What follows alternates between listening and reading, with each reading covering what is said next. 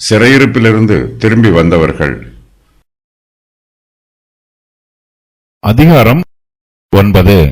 இஸ்ரவேலர் எல்லாரும் தங்கள் வம்ச வரலாற்றின்படி எண்ணப்பட்டார்கள். இவர்கள் நாமங்கள் இஸ்ரவேல் ராஜாக்களின் புஸ்தகத்தில் எழுதியிருக்கிறது. யூதா கோத்திரத்தார் தங்கள் துரோகத்தின் நிமித்தம் பாபிலோனுக்கு சிறைப்பிடித்து கொண்டு போகப்பட்டார்கள்.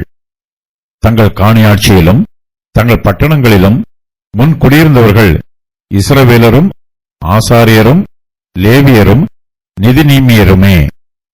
யூதா புத்திரரிலும் பென்யமின் புத்திரரிலும் எப்ராயிம் மனாசே என்பவர்களின் புத்திரரிலும் எருசலேமில் குடியிருந்தவர்கள் யாரென்றால், யூதாவின் புத்திரனாகிய பேரேசின் சந்ததியில் பானியின் குமாரனாகிய இம்ரியின் மகனான உம்ரிக்கு பிறந்த அம்மியூதின் குமாரன் ஊத்தாய். சேலாவின் சந்ததியில் மூத்தவனாகிய அசாயாவும் அவன் பிள்ளைகளும், சேராவின் சந்ததியில் யெகுவேலும் அவன் சகோதரராகிய 690 பேருமே. பென்யமின் புத்திரரில் அசனுவாவின் குமாரனாகிய ஓதாவியாவுக்கு பிறந்த மெசுல்லாவின் மகன் சல்லு, எரோகாமின் குமாரன் இப்னையா, மிக்ரியின் குமாரனாகிய ஊசியின் மகன் ஏலா, இப்னியாவின் குமாரனாகிய ரேகுவேலுக்கு பிறந்த செபதியாவின் மகன் மெசுல்லாம் என்பவர்களும். தங்கள் சந்ததிகளின்படி இருந்த இவர்கள் சகோதரராகிய 956 பேருமே. இந்த மனுஷர் எல்லாரும் தங்கள் பிதாக்களின் வம்சத்திலே பிதாக்களின் தலைவராயிருந்தார்கள். ஆசாரியர்களில் யதாயா, யோயாரிப், யாகின், அகிதூபின் குமாரனாகிய மெராயோதின் மகன் சாதோக்குக்கு பிறந்த மெசுல்லாவின் குமாரனாகிய இல்கியாவின் மகன் அசரியா என்பவன் தேவாலயத்து விசாரணை கர்த்தன். மல்கியாவின் குமாரனாகிய பஸ்கூருக்கு பிறந்த எரோகாமின் மகன் அதாயா, இம்மரின் குமாரனாகிய மெசிலேமேத்தின் மகன் மெசுல்லாமுக்கு பிறந்த யாசரேவின் குமாரனாகிய ஆதியேலின் மகன் மாசாய் என்பவர்களும் அவர்கள் சகோதரரும் தங்கள் பிதாக்களின் வம்சத் தலைவரான 1760 பேர் தேவாலயத்துக்கு அடுத்த பணிவிடைக்கு திறமையுள்ளவர்களாயிருந்தார்கள். இஸ்ரவேலர் எல்லாரும் தங்கள் வம்ச வரலாற்றின்படி எண்ணப்பட்டார்கள். இவர்கள் நாமங்கள் இஸ்ரவேல் ராஜாக்களின் புஸ்தகத்தில் எழுதியிருக்கிறது என்று இந்த அதிகாரத்தின் 1வது வசனத்தில் சொல்லப்பட்டிருக்கிறது. நாளாகமம் புஸ்தகத்தை எழுதின ஆசிரியர் இஸ்ரவேல் புத்திரரின் சிறையிருப்பை பற்றி சொல்லும்போது, யூதா கோத்திரத்தார் தங்கள் துரோகத்தின் நிமித்தம் பாபிலோனுக்கு சிறைப்பிடித்து கொண்டு போகப்பட்டார்கள் என்று எழுதுகிறார். இஸ்ரவேல் புத்திரரின் சிறையிருப்புக்கான காரணம் சொல்லப்பட்ட பின்பு சிறையிருப்பிலிருந்து திரும்பி வந்தவர்களை பற்றிய விவரம் இந்த வசன பகுதியில் சொல்லப்பட்டிருக்கிறது. சிறையிருப்பிலிருந்து திரும்பி வந்தவர்கள் தங்கள் பட்டணங்களில் குடியேறுகிறார்கள். அவர்களில் விசேஷமாய் எருசலேம் நகரத்திலே குடியேறியவர்களை பற்றி இந்த வசன பகுதியில் அதிகமாக சொல்லப்பட்டிருக்கிறது. இஸ்ரவேலர் எல்லோரும் தங்கள் வம்ச வரலாற்றின்படி எண்ணப்பட்டார்கள் என்று 1வது வசனத்தில் முதல் வாக்கியமாக எழுதப்பட்டிருக்கிறது. சிறையிருப்புக்கு முன்பாக யூதர்கள் இஸ்ரவேலர்கள் என்று அழைக்கப்பட்டது போலவே சிறையிருப்பில் இருந்து திரும்பி வந்தவர்களும் இஸ்ரவேலர் என்றே அழைக்கப்படுகிறார்கள்.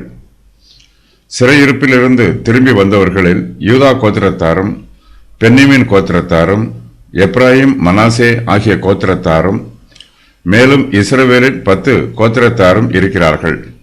ஆகையினால் சிறையிருப்பிலிருந்து திரும்பி வந்தவர்களை பற்றி சொல்லும்போது யூதா புத்திரரிலும் பென்யமின் புத்திரரிலும் எப்ராயிம் மனாசே என்பவர்களின் புத்திரரிலும் எருசலேமில் குடியிருந்தவர்கள் என்று சொல்லப்பட்டிருக்கிறது. யூதா தேசத்தார் சிறை போட்டு போவதற்கு முன்பாகவே அசீரியர்கள் வடக்கு இஸ்ரவேல் தேசத்தாரை சிறைப்பிடித்து கொண்டு போனார்கள். அப்போது வடக்கு இஸ்ரவேல் தேசத்தில் இருந்த இஸ்ரவேலின் 10 கோத்திரத்தாரில் பலர் அசீரியரின் சிறையிருப்புக்கு தப்பித்து தெற்கு யூதா தேசத்திற்கு ஓடி வந்து விட்டார்கள். அதன் பின்பு அசீரியர்கள் தெற்கு யூதா தேசத்தையும் சிறைப்பிடித்தார்கள். அப்போது தெற்கு யூதா தேசத்தாரோடு வடக்கு இஸ்ரவேல் தேசத்திலிருந்து தப்பித்து வந்த இஸ்ரவேலின் 10 கோத்திரத்தாரும் அசீரிய தேசத்து சிறையிருப்புக்கு போனார்கள்.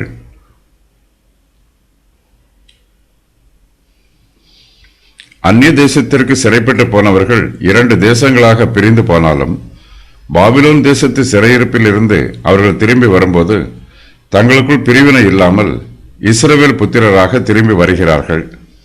இந்த சம்பவத்தை ஓசியாவும் எசேக்கியேலும் தீர்க்க தரிசனமாய் சொல்லி இருக்கிறார்கள். அப்பொழுது யூதா புத்திரரும் இஸ்ரவேல் புத்திரரும் ஏகமாய் கூட்டப்பட்டு தங்களுக்கு ஒரே அதிபதியை ஏற்படுத்தி தேசத்தில் இருந்து புறப்பட்டு வருவார்கள். இஸ்ரவேலின் நாள் பெரிதாயிருக்கும். ஓசியா 1:11. அவர்கள் இஸ்ரவேலின் மலைகளாகிய தேசத்திலே ஒரே ஜாதியாக்குவேன். ஒரே ராஜா அவர்கள் எல்லோருக்கும் ராஜாவாக இருப்பார். அவர்கள் இனி 2 ஜாதிகளாக இருப்பதில்லை. அவர்கள் இனி 2 ராஜ்யங்களாக பிரிவதும் இல்லை. எசேக்கியேல் 37:22. உலோகங்கள் பிரிந்திருந்தாலும் அவற்றை சூளையில் வைத்து உருக்கும்போது பிரிந்த உலோகங்கள் ஒன்றாய் சேரும். அதுபோலவே தெற்கு யூதா தேசத்தாரும் வடக்கு இஸ்ரவேல் தேசத்தாரும் 2 தேசங்களாக பிரிந்திருந்தாலும் பாபிலோன் தேசத்து சிறையிருப்பிலே அவர்கள் உருக்கப்பட்டு ஒரே இஸ்ரவேல் புத்திரராக தங்கள் சொந்த தேசத்திற்கு திரும்பி வருகிறார்கள். பாபிலோன் தேசத்து சிறையிருப்பில் இருந்து திரும்பி வந்தவர்கள் செருபாபேல், யோசுவா, நெகேமியா, எஸ்ரா ஆகியோரின் காலத்தில் தங்கள் காணியாட்சியிலும் தங்கள் பட்டணங்களிலும் வந்து குடியேறுகிறார்கள். பாபிலோன் தேசத்து சிறையிருப்பில் இருந்து திரும்பி வந்தவர்களில் நெதனீமியரும் இருக்கிறார்கள். இவர்கள் தேவாலயத்தில் பணிவிடைக்காரர்கள். லேவியருக்கு உதவி புரிவதற்காக இவர்களில் 50 பேர் அழைத்துச் செல்லப்பட்டார்கள். சிறையிருப்பிலிருந்து திரும்பி வந்த இஸ்ரவேல் புத்திரர் எப்ராயிம், மனாசே என்பவர்களின் புத்திரர் என்று பொதுவாக அழைக்கப்படுகிறார்கள். இவர்கள் 10 கோத்திரத்தின் பிரதிநிதிகள். வடக்கு ராஜ்யம் எப்ராயிம் என்று பல தடவை அழைக்கப்பட்டிருக்கிறது.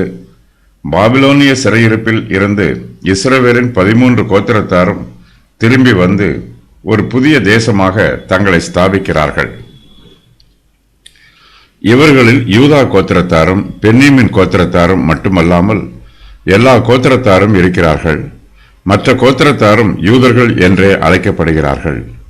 பாபிலோன் தேசத்து சிறையிருப்பில் இருந்து ஆசாரியர்களும் திரும்பி வருகிறார்கள். பாபிலோன் தேசத்திலிருந்து தங்கள் தேசத்திற்கு திரும்பி வந்த முதலாவது குழுவினரில் ஆசாரியர் இடம் பெற்றிருப்பது மிகவும் மேன்மையான காரியம். சிறையிருப்பிலிருந்து திரும்பி வந்த ஆசாரியர்கள் தேவாலயத்திற்கு அடுத்த பணிவிடைக்கு திறமை உள்ளவர்களாய் இருக்கிறார்கள். கர்த்தருடைய ஆலயத்தில் கர்த்தருக்கு தொடர்ந்து ஆராதனை நடைபெற வேண்டும். ஆராதனைக்கு விடுமுறை கிடையாது. இஸ்ரவேலின் தேவனாகிய கர்த்தர் துதிகளுக்கு பாத்திரர். அவர் துதிகளின் மத்தியிலே வாசம் பண்ணுகிறவர்.